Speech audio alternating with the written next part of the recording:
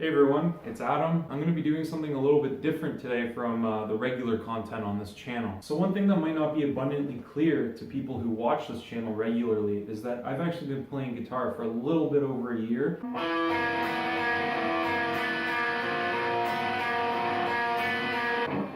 Realize you probably can't see this.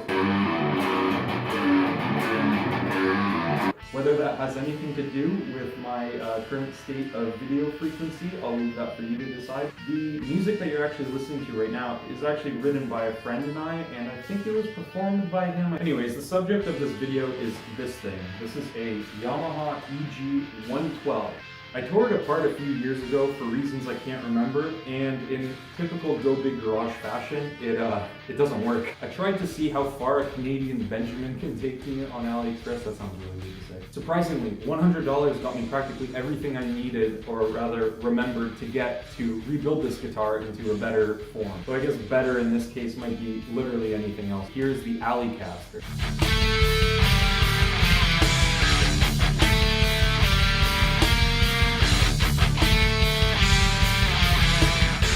I'm going to start by stripping this thing down to the neck and body. I decided to go with an all black theme to match the body, but also to complement the rosewood fretboard. I'm going to be keeping all the electronics from the stock configuration, but I'm going to be throwing out the wires because I hate these like double inside things.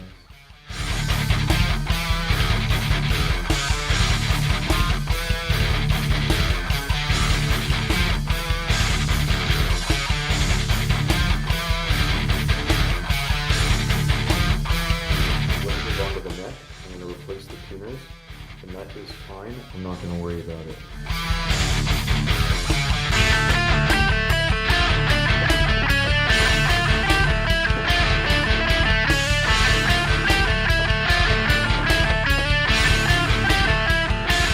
So now that the tuners are off, I wish I had an example of what a good tuner is, because I feel like these are kind of crappy. There's a lot of play, and the new ones are even worse. The knob is made out of plastic. It just feels really gross. They do not fit in the stock configuration holes. I'm gonna have to widen these holes out.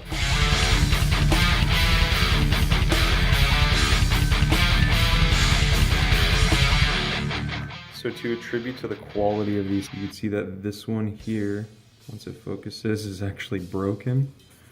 That's not supposed to happen.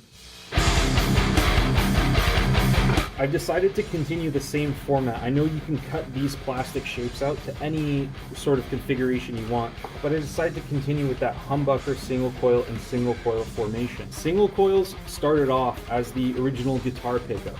These things have a great sound, but also come with a lot of buzzing and humming when you really push them. Humbuckers, they were made to cancel out that hum. They also came with a much larger output. Typically use humbuckers in rock or metal. Now, if you see here, this is actually a humbucker built into the size of a single coil. You can see the difference between these two.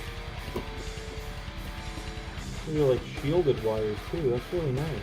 My past experiences, or lack of experience with tone knobs, I always just crank them to 10 and leave them, so there's no point of me having one. I don't know what I'm going to do with 2 extra holes now, but we'll see when we get there.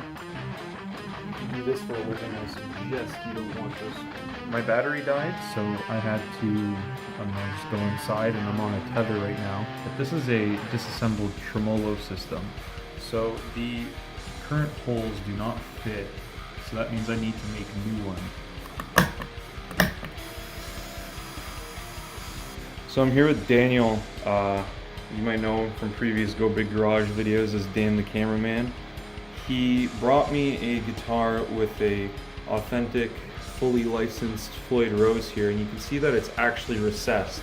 Now, my guitar here does not have that recession, and it makes sense because when you compare this Floyd Rose, or this stock Tremolo system, to this one, the lengths just do not cut it. And so we're gonna go get a bit.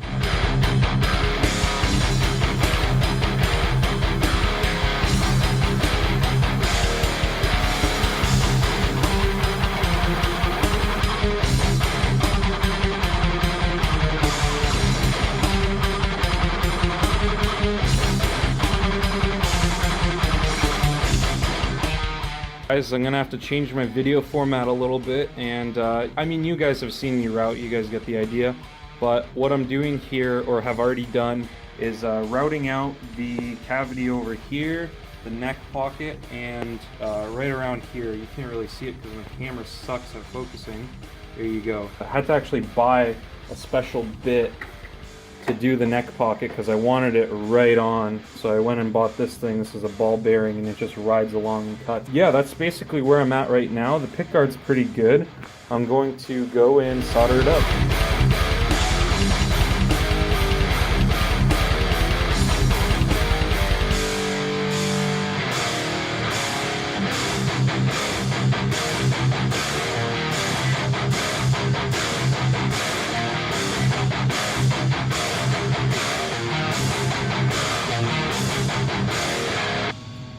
Hey everybody, this is just a quick ender here. I'm going to be extending this video into a part 2 due to unforeseen circumstances I've made and due to unforeseen circumstances my guitar made. I needed to, I guess, extend this. There's been a lot of issues. For example, the tuning head broke as I was installing the strings. On top of that, only 3 strings survived the tuning process, so to speak. So I just want to confirm that this guitar actually works. You can hear it right now.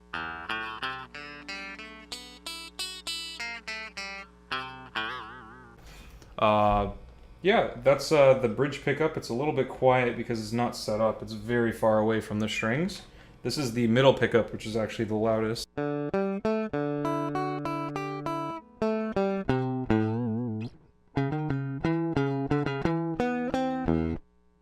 And the neck pickup finally.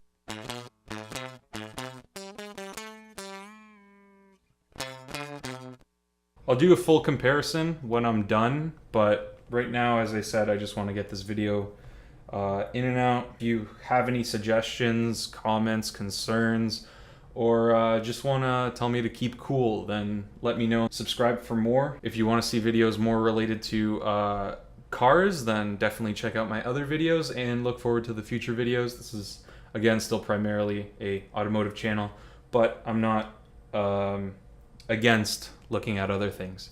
So just saying again, thanks for watching, making it to the end of the video. Subscribe, comment, like, and I don't know, follow me on Instagram, _KUJ. That's it, I'm getting out of here. See ya, it's hot. Yeah, this is a pretty big moment for me. I've been fearing taking the AC out for the last 6 months. I'm finally here.